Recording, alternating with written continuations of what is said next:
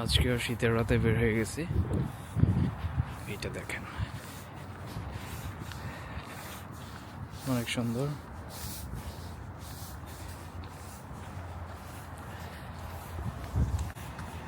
কানাডায় রাতের বেলা অনেক ভালোই লাগে। জনমানবহীন, কোনো মানুষ নাই, খুবই সাইলেন্ট, একদম ছিমছাম। যে মাঝে মাঝে দু একটা গাড়ি আসে, এই হাঁটার জন্য তেমন একটা মানুষ বের হয় না এখানে। মনে হইতেছে পুরা রাস্তাটাই আমার প্রাইভেট কোনো রাস্তা, একেবারে পার্সোনাল। মূলত এই জন্যই ভাল লাগে বের হইতে, নিজের লাগে সব কিছু, যেভাবে ইচ্ছা ওইভাবেই হাঁটাচলা করা যায়।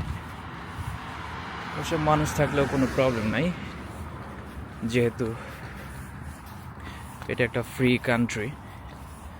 সো আপনি নিজের মতোই সব কিছু করতে পারবেন, আপনার যেভাবে খুশি, যা খুশি তাই করতে পারবেন।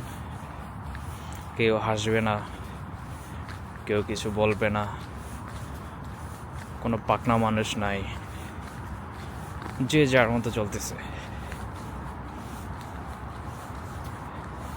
এরকম কিছু বলার নাই যে এত রাতে এখানে কেন, বাড়ি কই, এত রাতে এখানে কি, মানে কর দেওয়ার চিন্তা ভাবনা করবে না এখানে কেউ আপনাকে। You are free to go anywhere, any places. পাশে কিন্তু হাইওয়ে, যে হাইওয়ে দিয়ে একেবারে আমেরিকা যেতে পারবেন আপনি।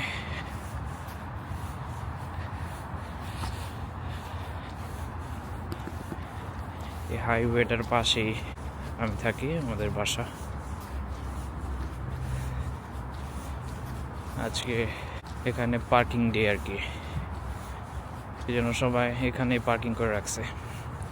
এই যে দেখেন, কোনো মানুষ নাই, কেউ নাই, গাড়িগুলা রাস্তায় রাস্তায় পার্কিং করে রাখছে।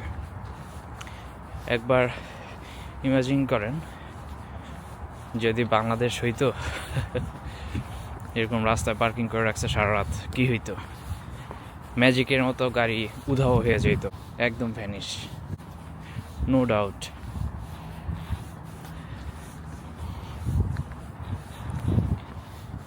এখানে এরকম হয় না, এই জন্যই হয়তো বলে কানাডা একটা পিসফুল কান্ট্রি। প্লাস এখানে আপনি খুবই সুন্দরভাবে চলাফেরা করতে পারবেন, কোনো ভয় ভীতি কিছুই নাই।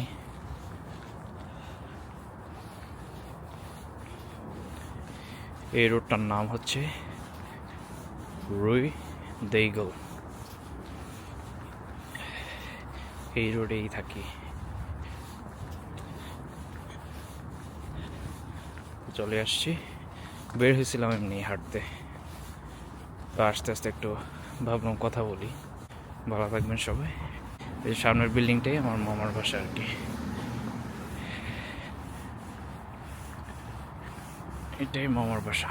সো টাটা, ভালো থাকবেন।